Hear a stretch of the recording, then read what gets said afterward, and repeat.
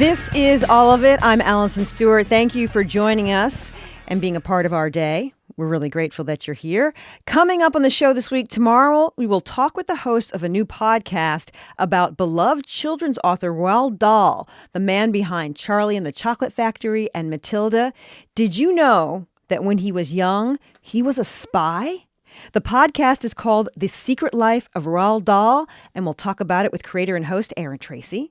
And then on Friday, we'll talk about how New York City has been shaped by influential designer Noguchi. The museum named after him is celebrating his life and work with an exhibit of conceptual works, including those that never came to fruition. That is what's coming up on the show later this week. Now let's get this hour started with some Oscar nominees.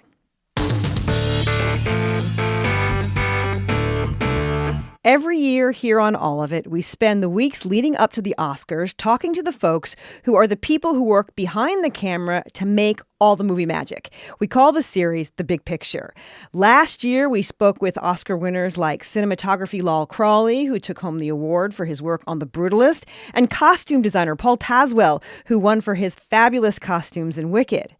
This year, we are kicking things off with an area that we know a thing or two about here at WNYC, sound design. The sound design team behind the Best Picture nominated film F1 had a lot of elements to balance. They had to make sure the sounds of a Formula One race felt authentic. They had to ensure that actors Brad Pitt and Damson Idris were heard clearly over the noise. They had to create a soundscape for crowd noises, pit stops, and potentially dangerous collisions. And of course, you had to hear Led Zeppelin. All of that work, which included being on the ground at actual F1 events, earned the sound team an Oscar nomination. Joining me now to discuss their work on F1 are supervising sound editors Al Nelson and Gwendolyn Yates-Whittle and re-recording mixer Juan Peralta. It is nice to meet all of you. Nice to be here. Glad to be here. Thank you. All right, Al and Gwen, you are both supervising sound editors. Gwen, let's start with you. How would you describe your role in the film? I take care of the words. I make sure that you can understand what's being said, that it's being said properly for the environment that it's in, and that our dialogue mixer, Gary Rizzo, has what he needs to place it spatially with the proper futzes and the proper authenticity or truthfulness, as we say. The proper futzes? The word department, yes. Proper futzes, is that a technical term? Yes, exactly. Al, what about you? How would you describe what you do? I'm overseeing the sound effects primarily and the Foley and all of the sounds that the cars and the feet and the wheel guns make, etc. And Juan, you were the re-recording mixer on this project. What did that mean for your role in the film?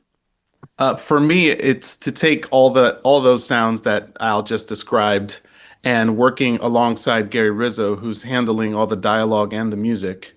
And I handle all the sound effects, and together we create what you hear in the theater as a final product. Al and Gwen, you both worked with the director on Top Gun Maverick, which is a big action movie and involves planes instead of cars, but it has some similarities to it.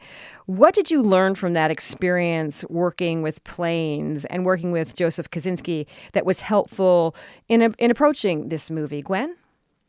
I started on it. I didn't finish it. I had to peel off because I had a scheduling conflict.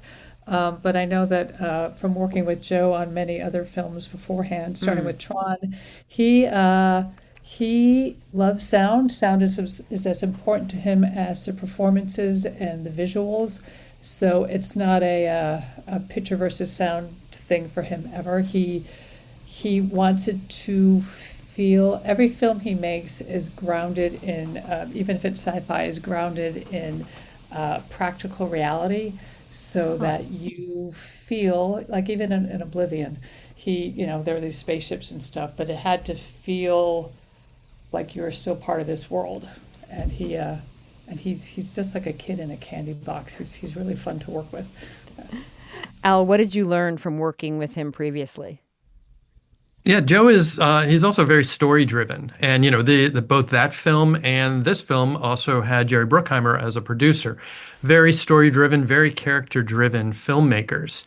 And so everything that we're doing is in support of that. So at the in the mix, in the design, in the edit, we are always thinking, what is the shape of this story, and who are these characters, and how can we emphasize the personalities? And we've got very dynamic personalities in both Top Gun Maverick and in F1. Brad Pitt and Tom Cruise and Damson Idris, and so we are trying to bring this big cinema, big character atmosphere and excitement and storytelling with our sound. All right, Juan, I'm going to ask you to fanboy for a minute because apparently you love F1. Yes, I do. I've been watching F1 since the early 90s. So for me, this wasn't really a job. It was more like I'm gonna go have fun today, mixing cars. And it's funny. It's I love the sport so much, and it's changed so much since when I started watching it to now. And this was like the first time that we've had this much access to the sport. Ooh. Before it was such a boutique kind of sport, and you really had to pay a lot of money to get any kind of behind the scenes. And to have this open door to all these different sounds and recordings and the newest and latest car sounds, I was like a kid in a candy store with all that stuff. So the mix for me was just a utter joy. What made you nervous about it as a fan? Well, as a fan, yeah, I was nervous because I I wanted to represent F1 in the best way possible. I didn't want it to be like, oh, they just Hollywoodized it and just whatever. I wanted to stay as true as possible to it because I am such a fan. And when I watch other racing movies, I do sometimes kind of squirm a little bit that that would never happen. So I was trying to avoid all those pitfalls in this movie as well. And I think we did a good job. I mean, we were able to appease Lewis Hamilton, which was like watching us under a microscope. So I would say we did a good job. So, Gwen, were you interested in cars at all? No, not at all. I'm a horse girl. I'm not a car girl. Ooh. So it was a when I knew we were doing this job, of course, like everyone else who needs to sort of be involved, I binge watched Drive to Survive, just like the character banning says on this. You learn all about the tires and stuff. So just to kind of catch up on who the characters were and who the personalities of the actual F1 drivers were, so I knew could get a sense of how our cast would fit in with those people, just to have a small clue. So yeah, I did the binging, and I was lucky enough to get to go to an F1 race in Las Vegas in 2024, which was massively helpful because you can see Drive to Survive and you can kind of get the vibe for it, but until you're actually there, you have no idea how loud and chaotic with the music and the announcers and the crowds and those cars go so fast. And yes, you can see it on the screen and everything, but you feel it. You feel those cars go by and you're like, whoa! And then they do it again and again and again, like over and over and over. But it's the energy is incredible. And so having been there, I knew we really had to make sure that we delivered that for a big screen. So it was very, very exciting. What kind of research did you do into the sounds of an F1 race even before you thought about the film and capturing it for film? What kind of research did you do? Yeah, starting with the script, reading through the script and realizing what the sequences were going to be. And then from there, deep diving into everything from, yes, Drive to Survive, but also YouTube.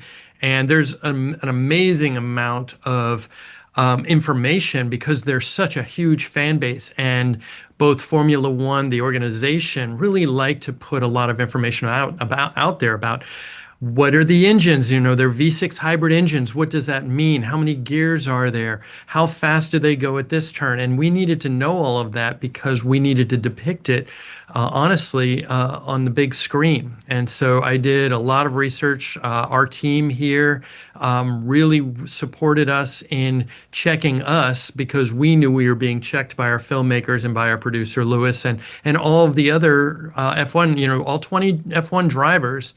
We're very suspicious that, can they really get our sport right? It's a very specific, very meticulously controlled sport. And we made sure that, no I's weren't dotted or T's crossed.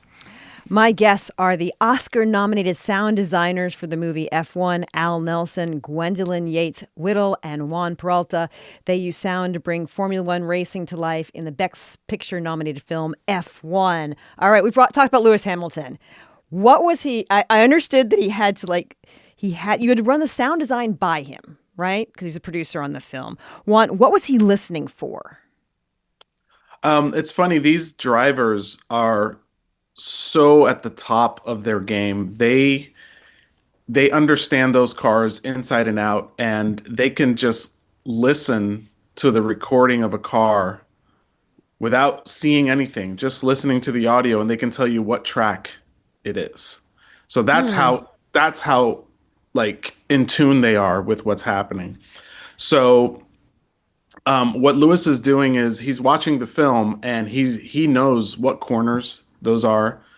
He knows them by heart, what track that is. Oh, at that corner, this is what I do. I let go of the gas and I downshift here, but then I hit it here on this at the apex. So all those things he's watching and listening for that. Like, how true is this to how I drive or how other F1 drivers drive? They're all slightly different, but they're all, pretty close. So yeah, it was a question of making sure we had all those gears in the right order, not only gear, going up in the gears, but also braking and going down into the gears. And when he passes a certain wall, there's a different sound for that versus when it's an open space. It was everything, basically. We Gwen, were under a microscope. Gwen, I know authenticity was important for Lewis Hamilton, but sometimes what is accurate isn't cinematic necessarily. What's an example of a time when you had to make a choice to not throw accuracy out the door, but to make it work for the audience cinematically? There's a couple times where you want to be in Joshua's brain space or Sonny's brain space. So at that point, the races have all been established. We're sort of deeper into the movie, and the Las Vegas race with Sonny. There's a place he's just really he's upset and he's mad because they had to change the way the car is put together, and so it's not racing the way it should be. And he knows that it's kind of it was a little bit of a sabotage thing. So he goes into the race very mad. So we had to change. Everything was accurate, but we had to morph it so that we are with his head, and we use that with the music. Hans Zimmer's music definitely was a big part of that, but also even where the announcers come and go, the announcers are not right in your face. They're not sort of doing explaining like they normally do. They're more of a sound effect at that point. They're part of the ambience, and the effects also they're not.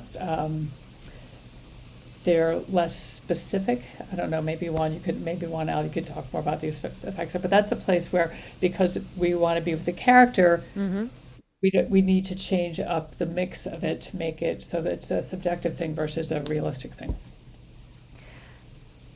Al, the first race we see in the film is actually a NASCAR race, not F1. Brad Pitt's character has been racing for NASCAR. How does a NASCAR race sound different from a Formula One race? Sure, it's very different. They're GT cars. It's a 24-hour race, and it's the way that Joe, our filmmaker, introduces this character, Sonny Hayes, who is a odd, scrappy guy who's living in his van, and we are shown that he is a veteran driver, but kind of down on his luck. Formula One is millions and millions and millions of dollars. And Daytona is a bit more affordable. It's a little more down and dirty, and the way they drive is a little more down and dirty. So the cars sound different. There's a lot more variety with the car. So it was a really fun race to start the movie off with sonically, because you have all these different cars. They're banging into each other. They're very growly. They're not the kind of fine-tuned, polished F1 car. So it's a good contrast, and it's a good way to introduce Sonny as this scrappy, down on his luck, grinding at midnight character. And then that transition into Formula One is so much more of a dramatic reveal. My guests are the Oscar-nominated sound designers for the movie F1. My guests are Al Nelson, Gwendolyn Yates Whittle, and Juan Peralta. After the break, we'll listen to some sound. This is all of it.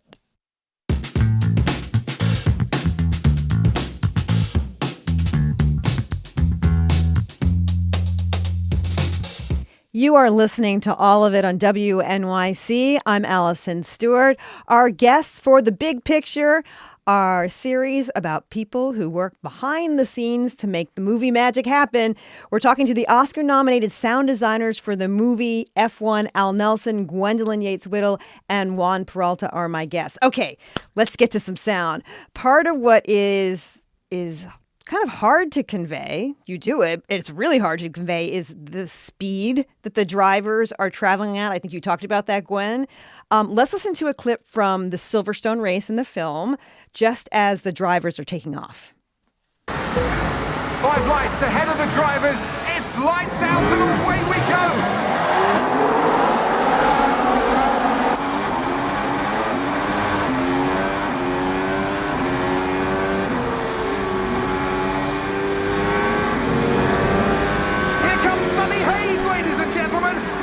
Warm tyres to carve his way through the back of the field. And if you ever need confidence in your car, it's here at Silverstone.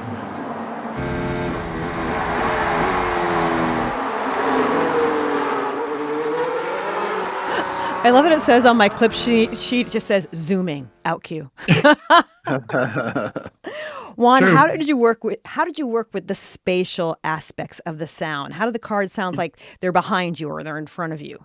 Yeah, that's basically the biggest part of my job in mixing is to try to put the person inside the scene.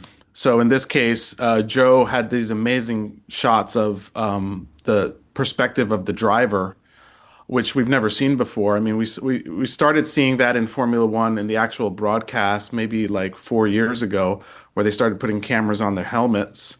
And this time they put really good cameras, and it was really fun to finally see the picture and see what Joe captured. So we're mixing in Atmos and IMAX, and we're trying to fill this big giant room with these sounds. And thankfully, Al brought these amazing recordings from all the different races he went to record. We also had access from Formula One to get sounds, and it was, just trying things and moving cars around the room and trying to make it as exciting as possible. Gwen, there's communication in the race between the drivers and their teams, and they're all wearing headsets. What were the challenges of working on the communication in the midst of this loud race? So I've spoken to Gareth John, who is our production recordist. He said that part of the shoot was a terrifying nightmare because it was all done on radio frequencies, and they would be assigned certain frequencies, but sometimes all of a sudden it would be like a Spanish broadcast or something. So they had to just having access to the right radio frequencies for while they were shooting was a challenge. He did a great job though. He had they all had sort of mics here, so he had a mic here. They had the mic right on the speaking part of it, and then we kind of chose the right mic for the right situation.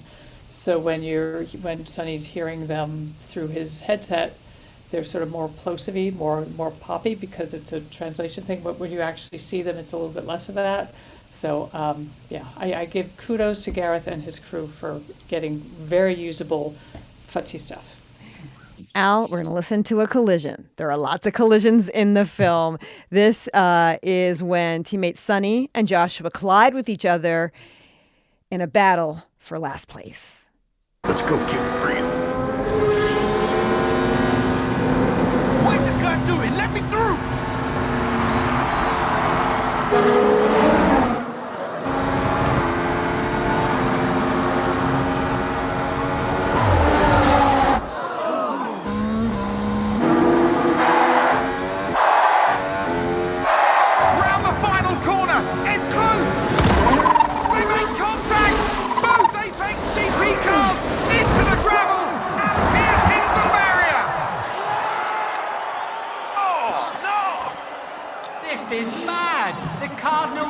Motor racing, a double DNF, just when it couldn't get any worse with a black and gold.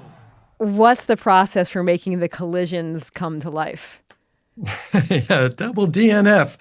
Um, we're building to this event with these two competitors. The one of the main reasons this film was made was because Joe was so fascinated by the idea that these two teammates are actually adversaries and they're the last place team. So why are they conflicting with each other? So we really are trying to build up to this moment of collision.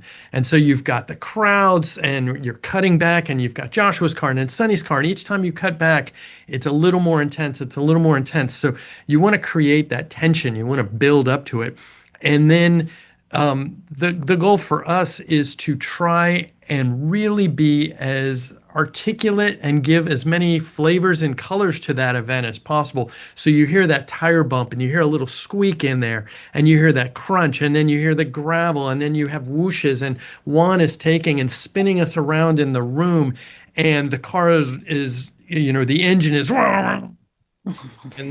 and you've got the crowds going, oh no. So all of these layers, all of these elements, Juan and Gary Rizzo are managing, but we want to give them as many colors as they can to play with so that this feels really immersive and really exciting. Let's talk about no colors. At one moment after a terrible accident, the sound fully cuts out Juan. How was that decision made? I think that decision was made pretty early on with Joe and our picture editor, Stephen Marioni.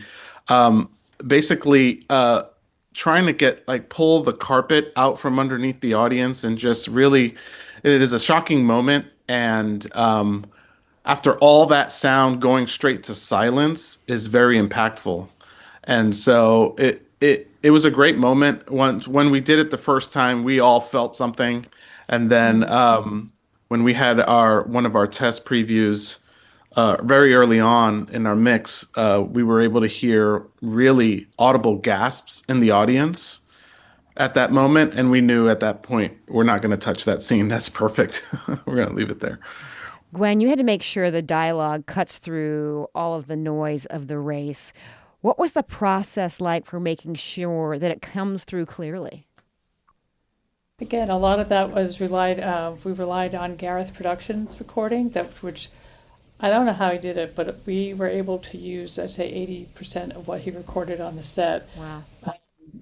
So we took his stuff, we made sure, there were also a lot of accents in the movie, so we had to make sure that those, which is great that everyone got to speak their own, which is kind of a testament to the international quality of F1. Everyone got to speak their own wherever they came from. Kerry had a very heavy Irish accent. Damson had his British accent, and sort of down the line. So we had to make sure that American audiences in particular could understand what they were saying. So we would, cheat a syllable here, cheat a syllable there. We did a tiny little bit of ADR for clarity stuff. A lot of that was also Gary working with Juan and balancing the music to make sure that that dialogue that what you needed to hear came straight down the middle, and everything else kind of. Dialogue is the queen of the whole track, after all. You guys discuss that later. Throughout the race, you hear commentators. They're played by real-life F1 commentators David Croft and Martin Brundle. Let's listen.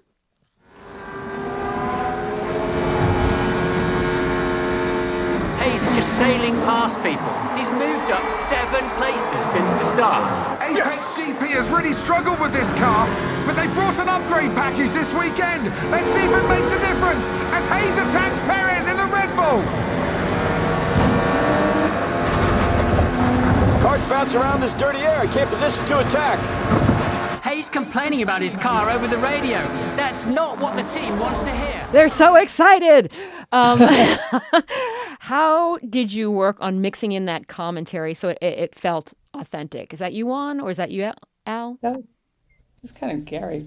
Yeah, it was Gary Rizzo. Okay. It's so Gary, when we're mixing at the board, I'm on one side of the console and I handle all the sound effects and everything, and then Gary's on the other, right next to me, and he's handling all the dialogue and the music together.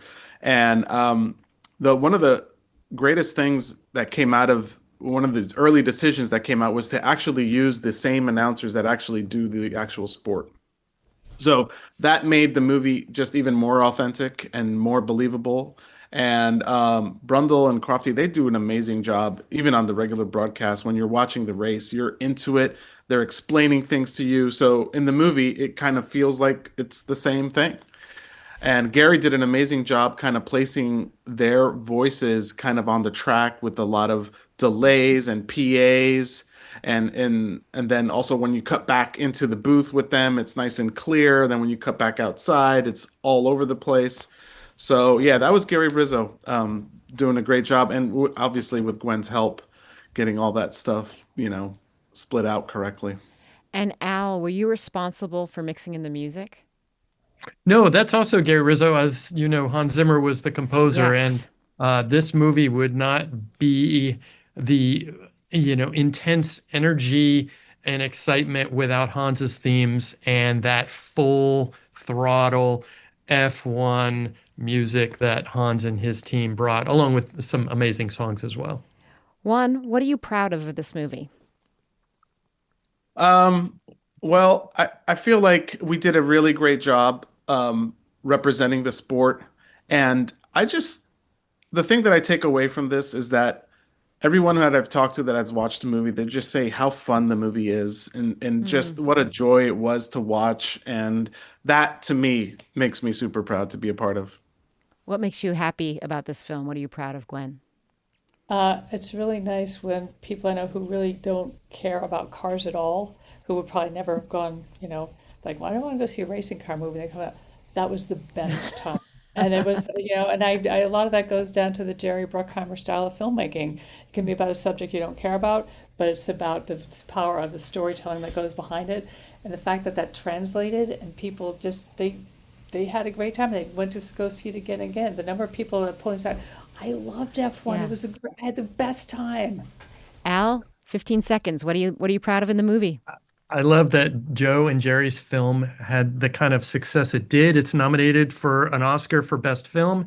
And I want to believe that the sound, along with so many other contributors, really helped that. I feel like we told a great story. My guests have been the Oscar-nominated sound designers for the movie F1, Al Nelson, Gwendolyn Yates-Whittle, and Juan Peralta. Thanks for being with us, and congratulations to all of you. Thank Thank you. you. Thank you Thank so much. you. Thank Thanks you. for having us.